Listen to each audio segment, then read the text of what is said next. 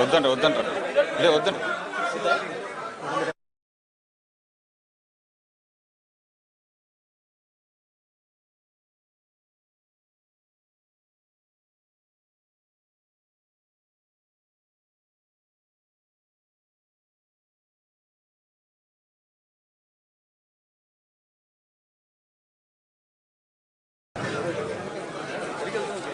నియోజకవర్గ పెద్దలకి, ప్రజలకి, టీవీలో చూస్తున్న రాష్ట్ర ప్రజానీకానికి ముందుగా నా హృదయపూర్వక నమస్కారాలు. వేదిక పైన ఉన్న కాకినాడ జిల్లా కలెక్టర్ శ్రీ షాన్మోహన్ గారికి,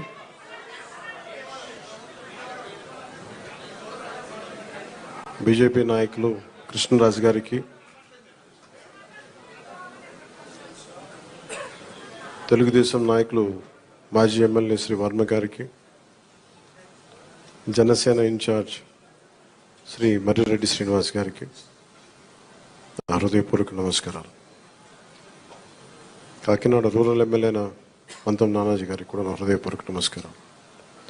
ఈ పెన్షన్ల పంపిణీ కార్యక్రమానికి ఇంత బందోబస్తు నిర్వహిస్తున్న పోలీస్ అధికారులందరికీ, ఎస్పీ గారికి అందరికీ నా హృదయపూర్వక ధన్యవాదాలు, నమస్కారాలు. ఎలక్షన్స్ అయిపోయి రిజల్ట్స్ వచ్చిన తర్వాత ఇదే మొదటి నా విజిట్. ఇది ఇందాక కృష్ణరాజు గారు మాట్లాడుతూ ఉంటే ఎలక్షన్ రిజల్ట్స్ వచ్చినప్పటి నుంచి ఇప్పటిదాకా రాలేదు అని, అది పోయింది అంటే నేను ఒకటే పెట్టుకున్నాను. ఎలక్షన్లు గెలిచిన తర్వాత నాకు లోపల నుంచి ఏముందంటే నాకు ఊరేగింపులు చేసుకోవడం నాకు ఇష్టం లేదు. నాకు పనిలోకి వెళ్ళాలనుకున్నాను. ముందు కృతజ్ఞతని ఎలా చెప్పగలను? ఈరోజు వచ్చి పెన్షన్లు వచ్చి నేను కృతజ్ఞత చెప్పుకోగలను. ఎందుకంటే నేను ఒకటి పెట్టుకుంది ఏంటంటే, ఒక సభ పెట్టాలి అంటే చాలా శ్రమ అవసరం అవుతుంది. ఒకసారి పోలీస్ శాఖ నలిగిపోతూ ఉంటారు. చాలా వనరులు, మానవ వనరుల దగ్గర నుంచి అన్ని రకాల వనరులు చాలా అత్యవసరం అయితే తప్ప అది ముందుకు తీసుకెళ్ళకూడదని అనుకుంటాను. సో ముందుగా నేను ఒక భారీ సభ పెట్టో లేదంటే ఊరేగింపులు చేసుకొని ఇవన్నీ చేయడానికి ఇబ్బంది ఏం లేదు. కానీ చేస్తే చాలా విలువైన మీకోసం పనిచేసే సమయం పోతుంది. పైగా నేను తీసుకునేవి చాలా కీలకమైన శాఖలు: పంచాయతీరాజ్ శాఖ, అటవీ పర్యావరణ శాఖ, దాంతోపాటు పొల్యూషన్ ఉంటుంది, పొల్యూషన్ శాఖ, అలాగే సైన్స్ అండ్ టెక్నాలజీ. పంచాయతీరాజ్లో దాదాపు 3 చాలా కీలకమైన విభాగాలు ఉంటాయి. వాటన్నిటినీ చదవడానికి, అవగాహన చేసుకోవడానికి చాలా సమయం పడుతుంది. ఆ పరిపాలన అంటే ఆ శాఖ తాలూకు పరిపాలన వ్యవస్థ ఎలా ఉంటుంది, అడ్మినిస్ట్రేటివ్ డిఫికల్టీస్ ఏముంటాయని, ఇవన్నీ అర్థం చేసుకోవడానికి నేను ఈ సమయం తీసుకున్నాను. ఈ సందర్భంగా నేను పిఠాపురం నన్ను గెలిపించిన, భారీ మెజారిటీతో గెలిపించిన ప్రజలందరికీ నేను రుణపడి ఉంటాను. నేను ఎక్కువ మాటలు చెప్పి తక్కువ పని చేయదలుచుకోలేదు, తక్కువ చెప్పి ఎక్కువ పని చేయదలుచుకున్నాను. ఇది మొన్నదాకా మనం తిట్టుకున్నాం,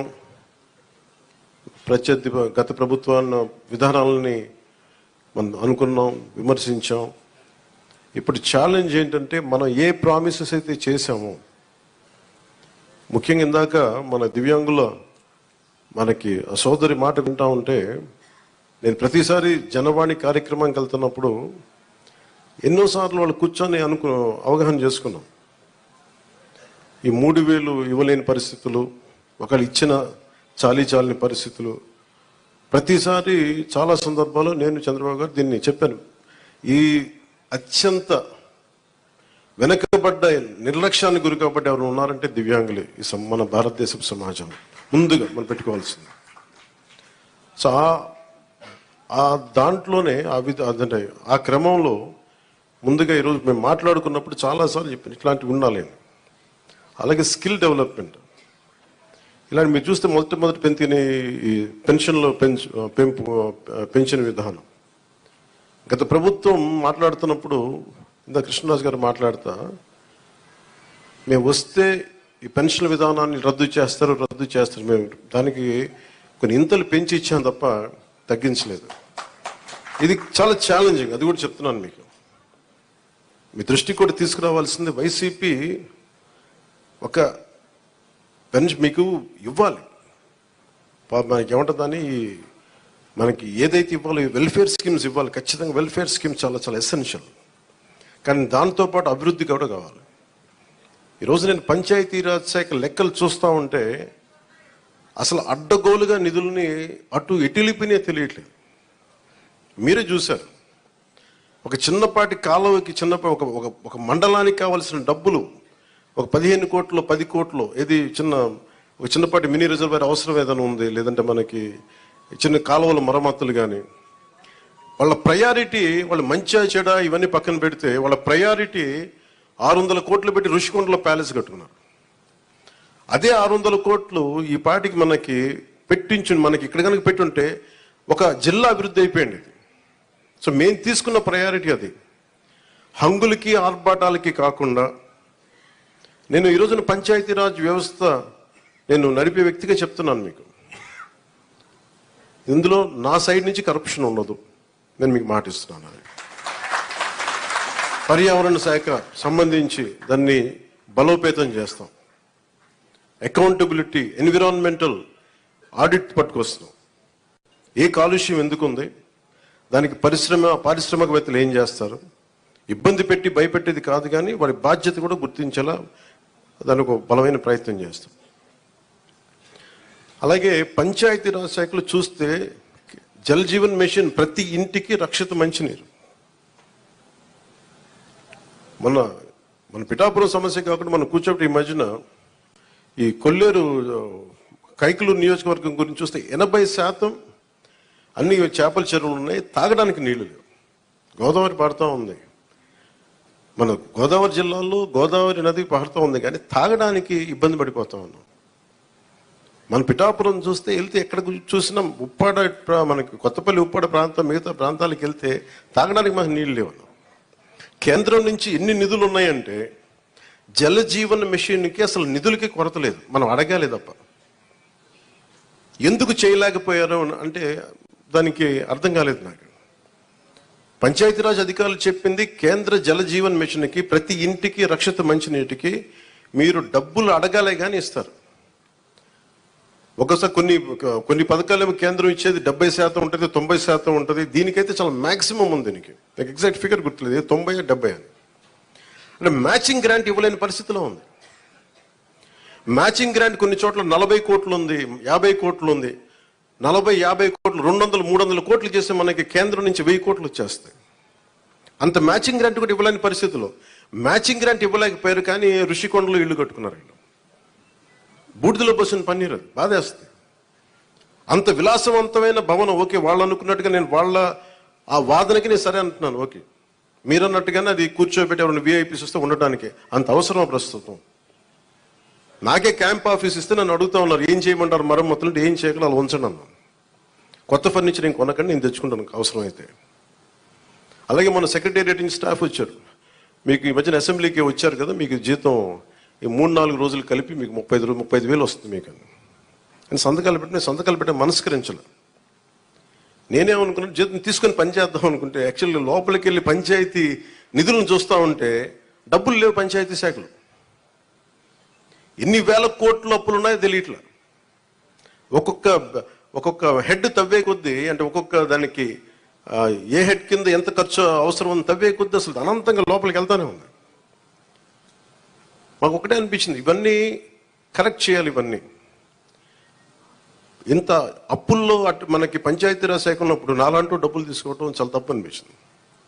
అందుకని వాళ్ళకి చెప్పి, నేను జీతాన్ని వదిలేస్తున్నాను, నా జీతాలు ఏం వద్దు, కానీ నా దేశం కోసం, మా నేల కోసం పని చేస్తాను. ఎందుకంటే ఇది పరిస్థితులు, మేము ఇచ్చే పరిస్థితులు ఉండాలి మనందరం. అలాగే ప్రతి గవర్నమెంట్ ఉద్యోగులకు సంబంధించి కానీ, పోలీస్ శాఖకు సంబంధించి కానీ, వాళ్ళు టీఏలు, డిఏలు, రిక్రూట్మెంట్, ఇవన్నీ చాలా కష్టసాధ్యమైన సమస్యలు. ఇవన్నీ చెయ్యాలి, యాక్చువల్ బాధ్యత ప్రభుత్వాలకి. నేను ఈ రోజున ప్రభుత్వంలో భాగస్వామిగా చెప్తున్నాను. నేను అద్భుతాలు చేస్తాం అని చెప్పట్లే, కానీ మీకు జవాబుదారీతనం ప్రభుత్వం ఉన్నది ఉన్నట్టుగా చెప్తాం. ఈ రోజున చేయగలిగేది చేసి చూపించాం. ఈ రోజున రాగానే మొదటి సంతకం గౌరవ ముఖ్యమంత్రి శ్రీ చంద్రబాబు గారు పెట్టింది ఇది. మేము అనుకున్న స్కిల్ సెన్సెస్ నేను ముందు ఇనిషియేట్ చేశాను. ఇక్కడ వారాహి సభలో చెప్పాను, స్కిల్ డెవలప్మెంట్ జరగాలి. ఏ ఒక యువతలో ఎంత ప్రతిభ ఉందో తెలియదు మనకి. వారి ప్రతిభను వెలికి తీయాలి, వారి సమర్థతను వెలికి తీయాలి. వాటిని పెట్టుకుని అది మొదటి అది 5 సంతకాలు అది ఒకటి అయింది. అలాగే ఈ రోజున మేము మాట చెప్పినప్పుడు ఒక మన పిఠాపురం నియోజకవర్గానికి సంబంధించే మొదట మొత్తం పెన్షన్స్ అందుకునే లబ్ధిదారులు 40,765 మంది. దీనికి సంబంధించిన డబ్బు రూపంలో మొత్తం 27,34,00,000. వృద్ధాప్య పెన్షన్లు అందుకునే వాళ్ళు దాదాపు 20,396. వితంతు పెన్షన్లు అందుకునే వాళ్ళు 9,970. దివ్యాంగులు పెన్షన్ తీసుకుని 4,819. మత్స్యకారులు 1,498. చేనేత కార్మికులకు సంబంధించిన 997. కల్లుగీత కార్మికులు 619. డప్పు కళాకారులు 230. ఇలా కాకుండా అలాగే ట్రాన్స్జెండర్స్ కానీ ఇందాక మీరు మాట్లాడుతూ ఉన్నారమ్మా, దీని గురించి మీరు ప్రత్యేకంగా మీకు మాట్లాడతాం మీ గురించి ప్లీజ్. కరెక్టే, ఇవన్నీ మీరు ఒక్కరోజు వినండి మీరు ఆవేశపడకండి, కూర్చోండి, వినండి దయచేసి వినాలి. మీరు జర్నలిస్టా, మీరు సంఘం నుంచి వచ్చారు? ఓకే, కూర్చోండి ప్లీజ్, కూర్చోండి. ముందు ఎక్కడో చోట ఒక అడుగు మొదలు పెట్టాం. తమరి పేరు మీ పేరు సార్? ఓకే, గోవిందరావు గారు. ఇది ఎక్కడో ఒక చోట మొదలు పెట్టాం, గుర్తుపెట్టుకోండి. ఇందాక కలెక్టర్ గారు కూడా అదే చెప్తున్నారు. ప్రతి ఆల్టర్నేట్ వీక్ నేను వచ్చి పిఠాపురంకి వచ్చి కూర్చుంటాను. అవి ఏవైతే ఉన్నాయో అవి ఇవ్వండి ఖచ్చితంగా. దీంట్లో కూడా చాలా ఛాలెంజెస్ ఉన్నాయి. గత ప్రభుత్వం కూడా అర్హత లేని వాళ్ళని పెట్టారని, అర్హత ఉన్న రకరకాల కామెంట్స్ ఉన్నాయి. వీటన్నిటికీ కలెక్టర్ గారు వీళ్ళందరూ సలహాలు ఇచ్చేది ఏంటంటే, కేంద్ర క్యాబినెట్కి ఇచ్చేవాళ్ళు, మనం రాష్ట్ర క్యాబినెట్కి చెప్పమంటుంది ఏంటంటే, ఒక రీసర్వే కూడా జరిగితే చాలా మంచిది దీని మీద అని. ఖచ్చితంగా కలెక్టర్ షాన్ మోహన్ గారు చెప్పిన ఈ సలహాని రాష్ట్ర క్యాబినెట్ ముందు ఖచ్చితంగా గౌరవ ముఖ్యమంత్రి చంద్రబాబు గారి దగ్గర దృష్టిలో కూడా పెడతాం. అది కేంద్ర క్యాబినెట్లో, రాష్ట్ర క్యాబినెట్లో మేము చర్చిస్తాం.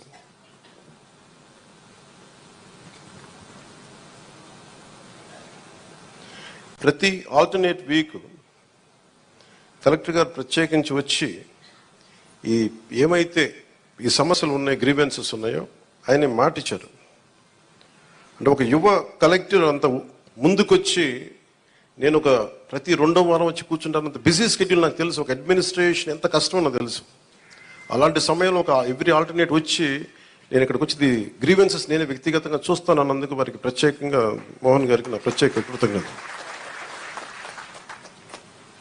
అలాగే చాలా సమస్యలు ఉన్నాయి. ఇప్పుడు ఉదాహరణకి మనకి 40% దాటితే తప్ప మనకి దివ్యాంగుల సర్టిఫికేట్ రాదు అనేది డాక్టర్లు అసెస్ చేయాలి. ఒకసారి 90% ఉంటుంది కానీ దాన్ని అసెస్ చేయరు. అందుకని ఇందాక మాట్లాడుతున్న సదరన్ సర్టిఫికేట్ పదం అంటే ఒక డాక్టర్ వచ్చి ఇది ఎంత శాతం మనకి ఈ వారి శరీరంలో పనిచేయట్లేదు, ఏ అవయవాలు పనిచేయట్లేదు ఒక నిర్ధారణకు రావడానికి దాదాపు కొంచెం ఆ సమయం తీసుకోవాలి. దీన్ని నడిపే నాయకత్వం కానీ వ్యవస్థ కానీ అన్నీ ఉన్నాయంటే ఉన్నాయి, కానీ నిర్వీర్యంగా ఉన్నాయి, కొంత జోష్తో పనిచేయట్లేదు. మేమందరం ఎందుకున్నామంటే ఇక్కడ ఈ రోజున కూర్చోబెట్టి ప్రతి గంట ఈ రాష్ట్ర అభివృద్ధి కోసం పనిచేయడానికి, ప్రజా సంక్షేమం పనిచేయడం కోసమే ఉన్నాం.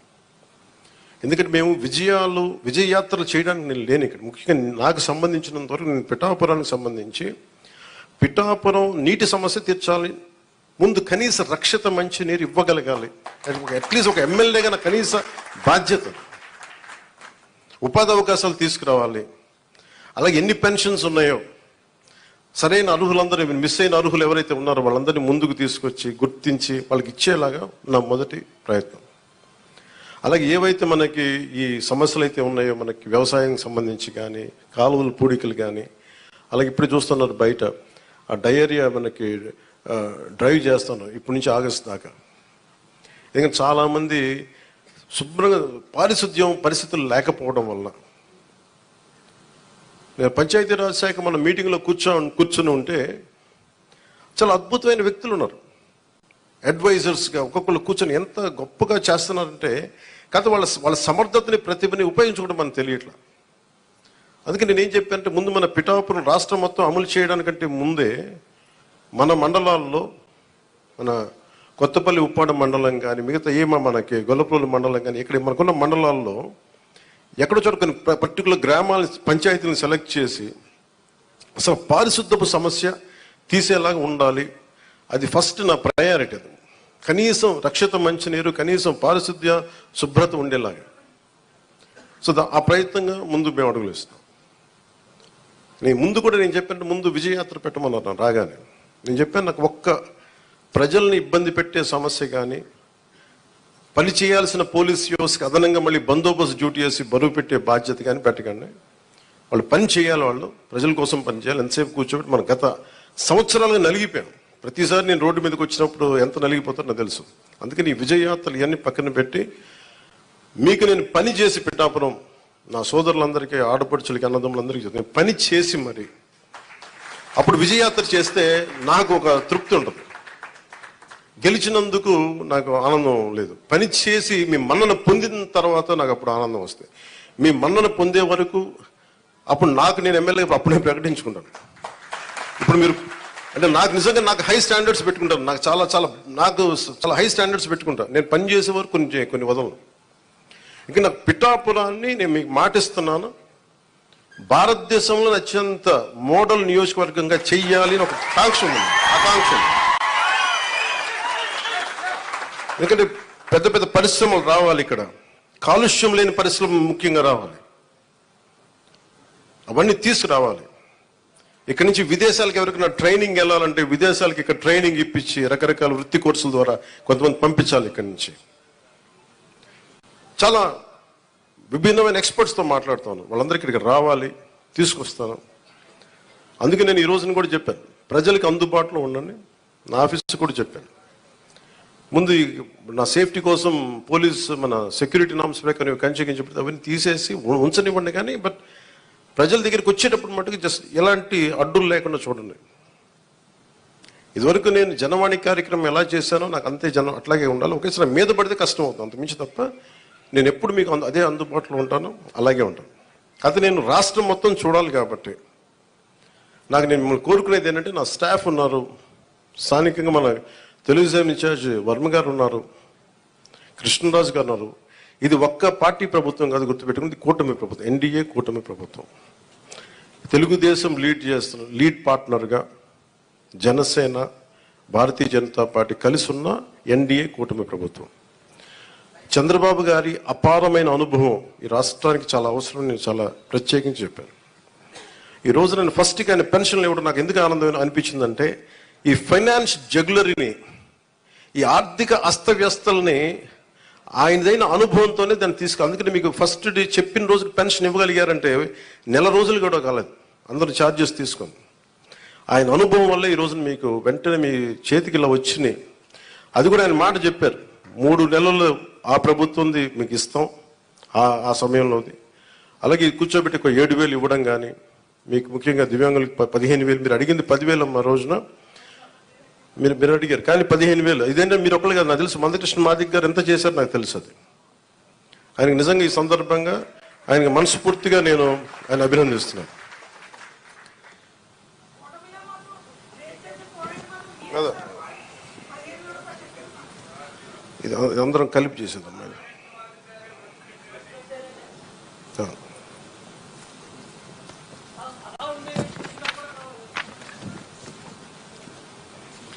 అంటే ఒకసారి మీరు అర్థం చేసుకోవాల్సింది, ఇది నేను రిపీటెడ్గా నేను ఫస్ట్ ప్రభుత్వం బాధ్యత తీసుకున్న తర్వాత, ఉప ముఖ్యమంత్రి స్థానం తీసుకున్న తర్వాత నేను ఫస్ట్ నాకు భయం లేదు నాకు. ఎందుకంటే నేను 10 రూపాయలు డబ్బులు వెనక్కేసుకోవాలనో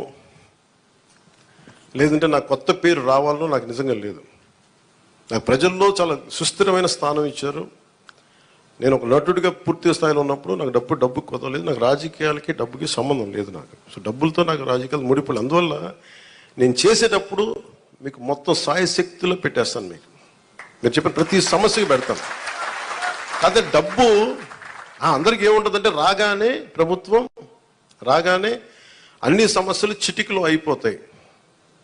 అవో, కానీ చిటికలో అయ్యే వరకు పనిచేస్తాం. దీనికి ఇప్పుడు మీరు చెప్పారు, మీరు మోహన్ రావు గారు, మీరు గోవిందరావు గారు, ఇవన్నీ మేము మర్చిపోనండి.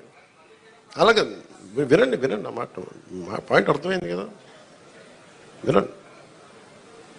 ఇదేంటంటే మీకు వినే ప్రభుత్వం చెప్పడానికి నేను ప్రభుత్వ ప్రతినిధిగా చెప్తున్నాను. మీరు ఎప్పుడైనా సరే మీరు మమ్మల్ని నిలదీయండి అని నేను అడిగానప్పుడు, మీరు ఓటేశారో లేదో నేను కూడా అడగట్లా. ఇందాక చాలా నా పెద్దలు వేదిక పైన మాట్లాడుతూ ఒకటే చెప్పారు, ఈ పార్టీ కాకపోతే మేము పెన్షన్లు తీసేస్తున్నారు. కృష్ణరాజు గారు చెప్తా ఉన్నారు, వాళ్ళ పార్టీ మెంబర్లు అయితేనే మేము ఇస్తాం. నేను మీకు మాటిస్తున్నాను, గత ప్రభుత్వంలో కాదు, మీరు ఏ పార్టీకి సంబంధించిన వారైనా కనీసం మీకు ఇవ్వటం అది మా కనీస ధర్మం, ఈ ప్రభుత్వ బాధ్యత. పిఠాపురంలో తీసుకొచ్చి మీకు అలాంటి సమస్య ఏదైనా ఉంది అంటే మీరు ఓటు వేయకపోయినా కానీ అర్హత ఉన్న వారికి అది మీకు ఇంటికి వచ్చి తీరుతుంది.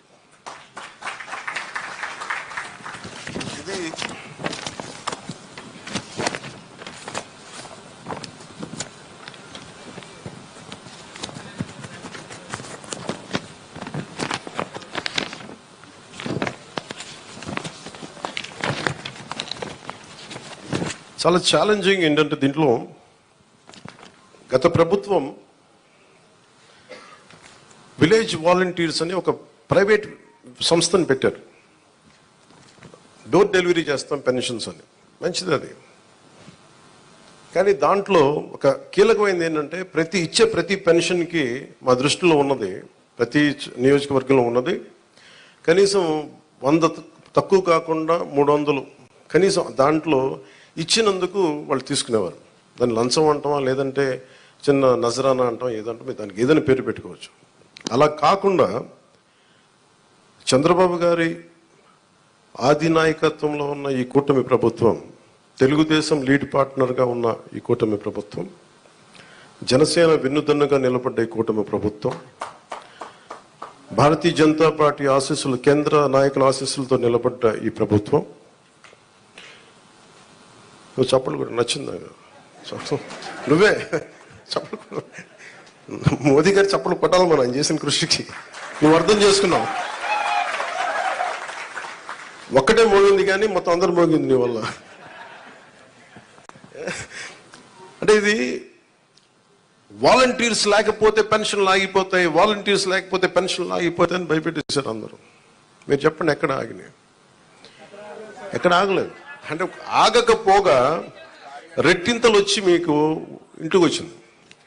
అంటే సెక్రటరీ అంటే నేను ఒకటే అడిగాను, మన పంచాయతీ రాజ్లో అంటే మనకి ఒక పిఠాపురంలోనే 600 620 సెక్రటేరియట్స్ కదా మనకు ఉందండి. జిల్లా మొత్తం మీద 620 సెక్రటేరియట్స్, 600 సచివాలయాలు, వీళ్ళందరూ ప్రభుత్వ ఉద్యోగులు. దాదాపు 6,000 మంది పైచిలుక అధికారులు, మనం టోటల్గా ప్రభుత్వ ఉద్యోగుల్ని మీ ఇంటికి వచ్చి మీకు డబ్బులు ఇస్తా ఉన్నారు. వాలంటీర్స్ లేకపోతే ఎక్కడ ఆగినాయి చెప్పండి ఈ రోజున పెన్షన్స్? ఆగో. కానీ వాలంటీర్స్కి ఆల్టర్నేట్ ఎంప్లాయ్మెంట్ ఎలా ఇవ్వాలి అది మేము ఆలోచిస్తాం. అలాగే 620 సెక్రటేరియట్స్ మొత్తం మన కాకినాడ జిల్లా మొత్తం మీద, పిఠాపురంలో 120 సెక్రటేరియట్స్, ఒక్కొక్క సెక్రటేరియట్కి 10 మంది చొప్పున ఒక్కొక్క సెక్రటేరియట్కి. అలాగే ఒక పిఠాపురం దాదాపు 1000 మంది పైచిలుకు ప్రభుత్వ ఉద్యోగులు ఇంకా అదనంగా అవసరమైతే వాళ్ళతో కూర్చొని గతంలో 3 రోజులు 4 రోజులు ఇచ్చాడు. అలా కాకుండా ఈ రోజు పొద్దున 6 గంటలకు మొదలు పెడితే ఈ రోజు రాత్రికి దాదాపు 100% అయిపోవాలి. ఒకవేళ 1-2 ఎవరైనా లేక ఇళ్లలో లేకపోయినా, ఇంకో పరిస్థితుల్లో ఉండకపోయినా రేపు అయిపోద్ది. మ్యాక్సిమం రేపు మధ్యాహ్నం లోపు అయిపోవాలి. ఇది టార్గెట్ పెట్టుకున్నాం, దాని దిశగా వెళ్తున్నాం. అందుకని పొద్దున్న 6 గంటలకి ఈరోజు ప్రారంభం అయిపోయింది. దాదాపు నేను వచ్చే టైంకి 25% అయిపోయింది ఇక్కడ.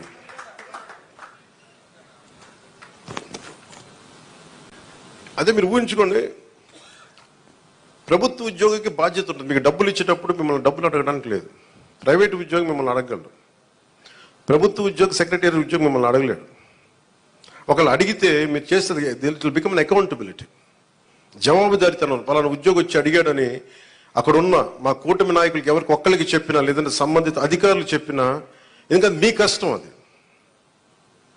మీ ఒళ్ళు నలిగిపోయి లేదంటే మీ వెన్నెముకు వంగిపోయి రావాల్సిన వృద్ధాప్య పెన్షన్ దాన్ని దోచుకోవడం నిజంగా తప్పదు. అలాంటి పరిస్థితులు ఏదైనా వాళ్ళ ప్రభుత్వ ఉద్యోగులు చేస్తారు నేను అంటలేదు.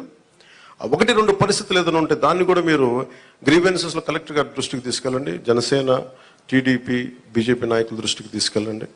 ఎవరైనా సరే ప్రభుత్వం కోసం పనిచేసే ఎవరి దగ్గరికైనా సరే మీరు తీసుకెళ్తే దాన్ని వెంటనే దాన్ని కరెక్ట్ చేసే బాధ్యత మేము తీసుకుంటాం.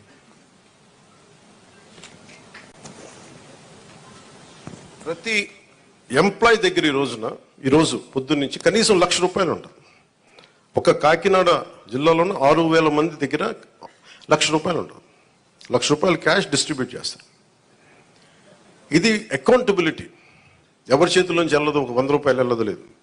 మీ ప్రతి రూపాయి మీకు మాట ఇచ్చాం, మీకు ఇంటికి వచ్చి తలుపు తట్టి మరి ఇస్తారు. లేదంటే నేను వచ్చి నాలాంటి వాడు వచ్చి మీ దగ్గరికి వచ్చేస్తాను. ఒక ఎమ్మెల్యే కానీ చెప్తాను, ఎవరు లేనప్పుడు. అసలు మన చంద్రబాబు గారు కూడా ఒక మాట ఏం మాట్లాడుకున్నామంటే, అసలు అధికారుల వ్యవస్థని నిర్వీర్యం చేసేసారు ఈ ప్రభుత్వం. ప్రభుత్వ ఉద్యోగుల్ని, వ్యవస్థల్ని నిర్వీర్యం చేసేసింది.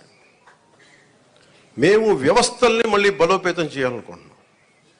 ఆ వ్యవస్థల్ని బలోపేతం చేసే భాగంలోనే వారికి బాధ్యత ఇచ్చాం. వారు ఈ రోజున మీకు ఇంటింటికి వచ్చి తిరుగుతూ ఉన్నారు. అలాగే ఐపీఎస్ కానీ, ఐఏఎస్ కానీ, రెవెన్యూ కానీ. మనం చూసారు సివిల్ సప్లైస్ మన జనసేన పార్టీ నుంచి వచ్చిన మనకి మంత్రి శ్రీ నాదెండ్ల మనోహర్ గారు ఎన్ని వేల టన్నులు పట్టుకున్నారో మీకు తెలుసు. ప్రభుత్వానికి చెందాల్సిన భూమి, మన ప్రజలకు చెందాల్సిన రైస్ అది. మేము మాట్లాడుతున్నప్పుడు అందరూ ఆ రోజు ఎంతమంది నమ్మారు ఖచ్చితంగా. కానీ ఈరోజు మేము వాస్తవంగా చూపిస్తున్నాం. మీరు మా మీద పెట్టుకున్న నమ్మకాన్ని మేము చూపిస్తున్నాం. గోడౌన్లో ఎంత రైస్ ఉందో చూడండి. ఎవరి డబ్బు అది? ఇప్పుడు మీరు అడుగుతూ ఉన్నారు మీరు గోవిందరావు గారు, మన డబ్బు అది. మీకు అర్థమవుతుందా? మీరు ఎవరు వ్యక్తులు నాకు అనవసరం. నాకు అది అంటే మీకు డబ్బు సంపద పెరిగితే మనం డబ్బులు ఇవ్వగలం. సంపద లేకుండా కూర్చోబెట్టి ఇండివిజువల్స్ రిచ్ అయిపోతున్నారు. ఇక్కడ వ్యవస్థల్ని చంపేస్తున్నారు, వ్యక్తులు పెరుగుతూ ఉన్నారు. వ్యవస్థలు పెరిగి డబ్బు ఉంటే తప్ప మీరన్నగా 40 కాదు 1,00,000 మందిలో డబ్బు ఇవ్వగలం. మేము దానికోసం పనిచేస్తున్నాం. కొంత మీరు పెద్ద మనసుతోటి మాకు మీ ఆశీర్వాదం కావాలి. పని చేయడానికి సిద్ధంగా ఉంది, మనస్ఫూర్తిగా చెప్తున్నాను. దాటేయడానికి చెప్పట్లేదు. కానీ ఇంత అడ్డగోలుగా అవినీతి ఉందండి. ఉంది. ఒక్కొక్క చోట వెరైటీస్ మైన్స్ లేవు, ఆల్మోస్ట్ నీళ్ళు ఖాళీ చేశారు. కడప లాంటి చోట్ల మైనింగ్ కానీ, ఇసుక కానీ ఇప్పుడు తవ్వాలి. ఒక్కొక్కటి ఎన్ని బయటపడతాయో తెలియదు. గత ప్రభుత్వం నేను చెప్పాను మీకు, ఇది విండిక్టివ్ గవర్నమెంట్ కాదు, ఇది కరెక్షన్ గవర్నమెంట్. ఇది తప్పులు ఎవరు చేసినా కరెక్షన్ చేస్తాను తప్ప కూర్చోబెట్టి సాధించడానికి మేము లేవు. అందుకే మీరు చూస్తే మేము ఎక్కడ కూడా కూర్చోబెట్టి వాళ్ళు ఎన్ని మాట్లాడుతున్నా వ్యక్తిగతంగా ఎందుకు మాట్లాడమంటే వీఆర్ ప్రో పీపుల్, ప్రజల కోసమే పనిచేసే ప్రభుత్వం ఇది. మేము విండిక్టివ్గా ఉన్నాం. మేము దాంట్లో నేను ఎక్కువ. కానీ అలా అని చెప్పి మీ తప్పుల్ని దాయం. మేము ఇప్పుడు మీరు రైస్ దాచేసారు, మీరు అక్కడ మీ గోడౌన్లో, దాన్ని బయటికి తీస్తాం. దానికి సంబంధిత వ్యక్తులు మీరు తప్పు చేస్తే దాన్ని భరించండి. మరి దాంట్లో మేము దెర్ ఇస్ నో కాంప్రమైజ్. ముఖ్యంగా ప్రతి చోట్ల కీలకమైంది కనీస రక్షిత మంచినీరు, కనీస సౌకర్యాలు, రోడ్లు కానీ, మౌలిక వసతులు కానీ ఇవన్నీ బాగుండాలి. దానికోసం ముందస్తుగా వెళ్తున్నాం. కేబినెట్ మీటింగ్లో మాట్లాడుతుంది ఏంటంటే రోడ్లు వేయాలి. ఫస్ట్ రోడ్లు వేయాలంటే డబ్బులు ఎక్కడ ఉన్నాయి, డబ్బులు ఎక్కడి నుంచి తీయాలి? ఈ కనిపించిన ప్రతి చోట తీసేసుకున్న డబ్బులు. మీకు ఎట్లా ఉంటుంది, మీరు ఒక్కొక్క స్లైడ్ చూపిస్తా ఉంటే డబ్బులు వరుసగా ఉంటాయి. మీరు చూడండి, నా జీవితంలో నేను ఇప్పుడు దాకా నేను ఇన్ని 100 కోట్లు సంపాదించాను. నేను 10 years నేను కూర్చోబెడితే నేను సినిమాలు వచ్చినప్పటి నుంచి సినిమాల్లో నేను సంపాదించింది దాదాపు 100 పైన కోట్ల ట్యాక్స్ కట్టుంటాను. అలాంటి నేను నా ఆడిటర్ ఏదైనా చెప్తే నేను ఆ లెక్కలు చూపించేవాడు నాకు. ఈ లెక్కలు ఇట్లా ఉంటాయి, ఇవి ఉంటాయి, మీకు ఏమంటారు, ఈ హెడ్ కింద ఇంత ఖర్చు అయింది, దీనికి ఇంత ట్యాక్స్ కట్టింది అంటే నా తలపోటు వచ్చేసేది. ట్యాక్స్ ఎంత కట్టాలో చెప్పండి అనేవాడు. నేను నా జీవితం మొత్తం మీద పంచాయతీరాజ్ శాఖ అకౌంట్ల మీద కూర్చుంది నా పర్సనల్ అకౌంట్. 20 సంవత్సరాల నుంచి పైన నుంచి పనిచేస్తా ఉన్నాను. నా అకౌంట్స్ ఇప్పుడు దాకా నా ఇన్ని లెక్క నా ఆడిట్తో కూర్చున్నది నా అకౌంట్లో చూసుకుంది గంటన్నర ఉంటుంది, 2 గంటలు ఉంటాయి మ్యాక్సిమం. ఏది నేను చెప్పి లాస్ట్ 20 years నుంచి నేను అడిగి ఒకటే ప్రశ్న, ఎంత ట్యాక్స్ కట్టాలి, కట్టేయండి, ఇచ్చేయండి. కానీ ప్రజల డబ్బుకి వచ్చేటప్పటికి నేను మొత్తం కూర్చున్నాను. 4 గంటలు ఒక్కొక్క సెషన్లో కూర్చుంటే ఇక్కడ 3,000 కోట్లు పోయింది, ఇక్కడ 400 కోట్లు. అంటే ఆ ఫిగర్ నేను ఆడిటర్ కాదు, గుర్తుపెట్టుకునే ఆడిటర్ కాదు నేను. అలా కాదు, వాళ్ళు ఏంటంటే ఇష్టారాజ్యంగా పనులు అవ్వలా. నేను అడిగాను, రోడ్లు వేసారా ఇక్కడ అన్నాను. రోడ్లు వేసారా, మనం కరెక్ట్ చేసుకోవాలి. మన స్టేట్మెంట్ స్లోగన్ కంటే కూడా తప్పులు ఎక్కడ జరిగినాయి, తప్పులు భవిష్యత్తులో ఎలా జరగకూడదు, మనం ఎలా చేయకుండా ఉండాలి, దీని మీద పెట్టుకుంటాం. నేను ఎందుకు చెప్తున్నా అంటే నా అకౌంట్స్ని కనీసం 2 దశాబ్దాలుగా ఇన్ని సంవత్సరాలు చూసుకొని నేను when it comes to peoples money, మన జాతి వనరులు కానీ, మన జాతీయ వనరులు కానీ, మన జాతీయ సంపద కానీ, దానికోసం నేను ఒక ఆడిటర్ లాగా అయిపోయి నేను కూర్చొని ఎతుకుతా ఉన్నాను. ఇక్కడ ఏముంది, దీనికి దానికి తేడా ఏంటి చెప్పండి నాకు. ఈ 100 కోట్లు ఎటు వెళ్ళింది, ఈ మార్కెట్ యార్డ్ నుంచి ఎందుకు డబ్బులు తీసుకున్నారు, దీనికి ఏంటి, ఇట్లా అడుగుతుంటే పాప అధికారులు కూడా ఇబ్బంది పడతాం. నాకు అర్థమవుతుంది. నేను చెప్పాను, అసలు మిమ్మల్ని సాధించడానికి కాదండి, మన ప్రజలకి రేపొద్దున అసెంబ్లీలో నన్ను అడిగినా కానీ, రేపొద్దున ఎక్కువ నేను పబ్లిక్ మీటింగ్స్ చెప్పినా కానీ, నేను మీకు అకౌంటబిలిటీ అని చెప్పాను, మీకు అదే అకౌంటబిలిటీ అని తీసుకొస్తున్నాను. పంచాయతీ రాజ్ శాఖ నేను చెప్తున్నాను, పంచాయతీ రాజ్ శాఖ మొత్తం రూరల్ 70% రాష్ట్రంలో పంచాయతీ శాఖ పరిధిలోనే ఉంటాయని పిఆర్ మినిస్ట్రీలో. నా కోరిక ఏంటంటే ఈ 5 సంవత్సరాల్లో మనం 100% ఎలా కొట్టామో, స్ట్రైకింగ్ 21 out of 21 ఎలా కొట్టామో, అలాగా రక్షిత మంచినీరు అసలు లేని గ్రామం లేదు అని అనిపించుకోవాలి నా కోరిక. అది ఎంత సాధ్యపడద్ది అనేది నిధులు, నా విల్లో పవర్, నా విల్లో శక్తి ఉంది, నా సంకల్పంలో శక్తి ఉంది, వనరులు, బడ్జెట్, మిగతా వాళ్ళందరూ కలిసి వచ్చే విధానాన్ని బట్టి ఒక్క గ్రామం కూడా లేకుండా, అసలు రక్షిత మంచినీరు లేకుండా ఒక గ్రామం లేదు, అది అనిపించుకోవాలి. అలాగే ఎక్కడో మారుమూలన్న అరకులో ఇంకా డోలీలు కట్టుకొని గర్భిణీ స్త్రీలను తీసుకొస్తారు, అది పోవాలి. నా కోరిక ఏంటంటే నేను మన పోరాట యాత్ర అప్పుడు నేను అరకు తిరిగాను. నేను అరకుకి వెళ్ళి ప్రతి కుగ్రామం తిరగాలి, అక్కడ నేను వారి కష్ట నష్టాలు చూడాలి. నాకు ఇంత అపూర్వమైన మ్యాండేట్ ఇచ్చారు ప్రజలు, పిఠాపురం ప్రజలకి. నేను ఎందుకు ఇంత రుణపడి, నిజంగా చెప్పాలంటే నాకు ముఖ్యమంత్రి స్థానం మీద కానీ, ఉప ముఖ్యమంత్రి మీద స్థానం కానీ నాకు నిజంగా నేను ఏమనుకోలే. కష్టాలు ఉన్నప్పుడు పనిచేసే వ్యక్తిగా ఉంటే చాలా, నేను అలా అంటూ అవ్వాలి అనుకున్నాను. నేను దానికోసం ప్రయత్నం చేశాను. నేను పదవుల కోసం నాకు నిజంగా తెలియదు, కానీ ఈ రోజున నాకు ఈ స్థానంలో కూర్చోబెట్టారు. ఈ స్థానానికి మీరు వేసిన ప్రతి ఒక్క ఓటర్కి, ప్రతి ఒక్కరికి కూడా మీ ఓటుకి సరైన వ్యక్తులకి వేసాం, సరైన కూటమికి వేసామని మీరు గర్వపడేలాగా ఉంటుంది మేము చేసే పాలన. ఒక్కళ్ళు ఇప్పుడు బిడ్డ, నీ పేరేనా, నీ పేరు నేట్రా పైకి రా, పైకి రా, పైకి తీసుకు. ఏం పేరు నీ పేరు, ఏం పేరు నీ పేరు? నేను చాలాసార్లు నా గొల్లపురంకి వచ్చినప్పుడు కూడా చిన్నపిల్లలు దొరుకుతారు 2 మంది. అంటే మోడీ గారి గురించి చెప్పినప్పుడు ఛత్రికి ఏం అర్థమైంది తెలియదు కానీ చప్పడు కొట్టాడు ఛత్రి. నాకు నిజంగా అనిపిస్తాయి, ఈ బిడ్డల భవిష్యత్తు కోసం కాకపోతే ఏం చేస్తాం. ఇప్పుడు నేను రక్షిత మంచినీరు వీళ్ళకి ఇవ్వగలిగేది ఏముంది, కనీసం తాగడానికి మంచి నీళ్ళు ఇవ్వగలగాలి, మంచి చదువు చెప్పించగలగాలి వీళ్ళకి.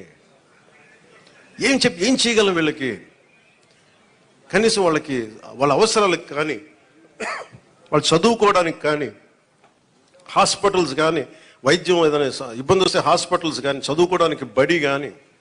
నేను చెప్తాను 2047 చంద్రబాబు గారు మేము ఇదే అనుకుంటున్నాం, చంద్రబాబు గారు ఇదే చెప్తా ఉన్నారు, అద్భుతంగా రాణించాలి, భారతదేశం should become number 1 in the world అని. మోడీ గారి కోరిక అదే. ఆ కోరిక నిజం నెరవేర్చాలంటే మనం ఈ తరం కోసం పనిచేయాలి. ఇలా నేను ఓట్ల కోసం ఇక్కడ తీసుకురాలా, వీళ్ళ గుండెలు చేసి చెప్తున్నా, వీళ్ళకి భరోసా ఇవ్వడానికి వచ్చాను, మేము ఉన్నాం. నా బిడ్డల కోసం నేను ఎంత తపన పడుతున్నా నాకు తెలియదు, కానీ అందరూ నా బిడ్డలే అనిపిస్తారు నాకు. ఈ బిడ్డల కోసం నాకు అనిపిస్తుంది, ఈ బిడ్డల కోసం.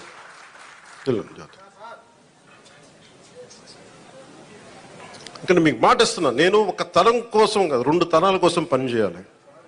వాటి కోసం పనిచేస్తాను తెలుసుకుంటూ, మీకు తెలియజేసుకుంటూ, మీ అందరికీ మరోమారు అధికార యంత్రాంగానికి, ఆర్డీఓలందరికీ, వేదిక పైన ఉన్న అధికారులందరికీ, ఇక్కడున్న భారతీయ జనతా పార్టీ నాయకులందరికీ, తెలుగుదేశం నాయకులందరికీ, ఇవన్నీ నేను ఇలా తీసుకున్నాము. అంటే ఇక్కడ ఇదండి, ఇది జనవాణి కార్యక్రమం కాదు.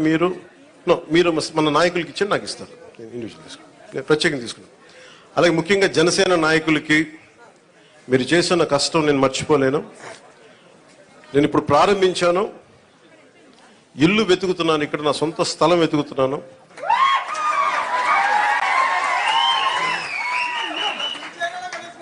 సొంత ఇల్లు కట్టడానికి నిర్ణయించుకున్నాను, ఇక్కడ కట్టబోతున్నాను. సో మీ అందరి ఆశీర్వాదాలు కావాలి, మీకు ఎప్పుడు అందుబాటులో ఉంటానని తెలియజేసుకుని సెలవు తీసుకున్నాను. ఇక్కడున్న మీడియా సోదరులందరికీ ప్రత్యేక ధన్యవాదాలు తెలుపుకుంటూ సెలవు తీసుకున్నాను. జై హింద్.